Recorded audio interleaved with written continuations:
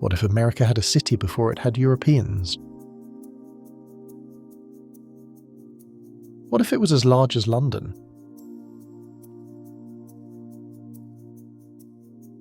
What if we drove over it on the interstate and never noticed?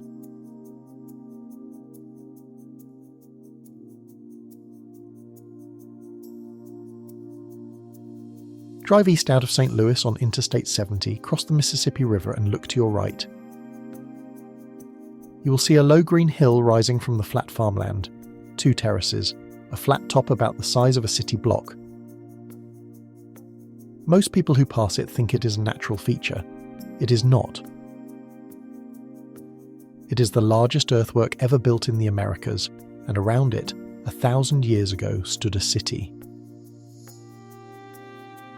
The city is called Cahokia.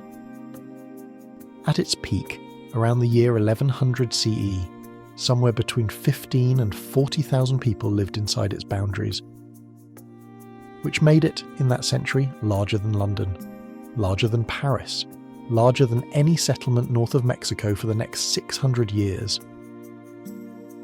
It had a downtown, suburbs, plazas, markets, a wooden palisade 2 miles long, and at its centre the Great Mound, 100 feet tall, containing 22 million cubic feet of earth, all of it carried, one basket at a time, on the backs of people.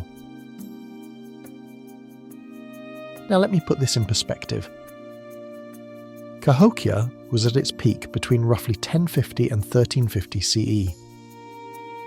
That is 2 centuries before Columbus, 3 centuries before the first European settler set foot in what would become Illinois. And by the time those Europeans did arrive, the city had been abandoned for almost 400 years, empty, overgrown, forgotten even by the people who lived nearby. What was actually there, on the ground?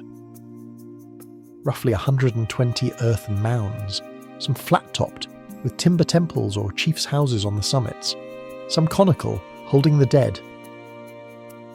A grand plaza in front of the central mound, the size of 35 football fields, levelled by hand, deliberately flat.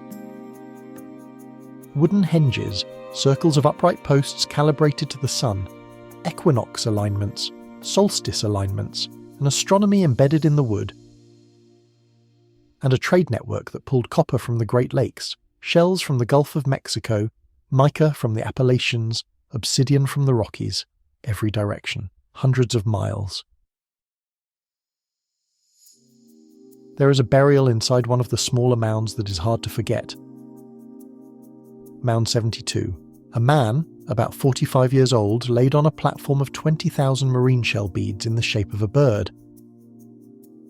Around him, the bodies of more than 50 young women, buried in 2 layers, the remains of 4 men with their heads and hands removed, the skeletons of dozens more in mass pits, showing signs of having been thrown in alive.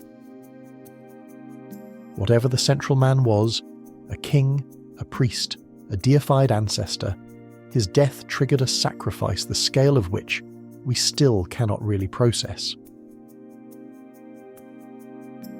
And then, sometime around 1250, the city started to come apart.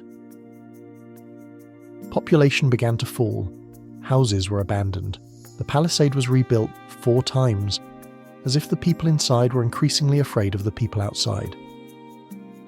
By 1350, the place was empty, no siege, no massacre, as far as we can tell, just a slow draining away. The leading guesses are familiar: drought, deforestation of the surrounding hills, floods possibly, as the cleared landscape sent the Mississippi over its banks, maybe political collapse, maybe disease, maybe all of them at once. A city is a fragile thing. And here is the part that gets me. For most of the 19th and 20th centuries, American schoolbooks taught that the Americas before Columbus were sparsely populated, wilderness, hunters, a few villages. When settlers in the 1800s saw the mounds, many refused to believe Native Americans had built them. They invented a lost race, a vanished white civilization displaced by savages, to explain away what they could not accept: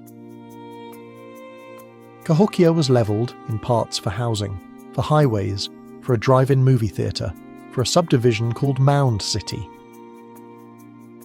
What survives is what we did not get around to paving over. And that is the quiet point of Cahokia. We did not forget Cahokia because the evidence was hidden. The mounds are still there. You can stand on one, you can climb the Great One. There are signs. We forgot it because forgetting it was useful. A continent with a forgotten metropolis is a continent that was never really empty, and that complicates a lot of stories that people preferred kept simple. So next time you cross the Mississippi at St. Louis, look to your right. There is a hill there. It used to be the center of the world.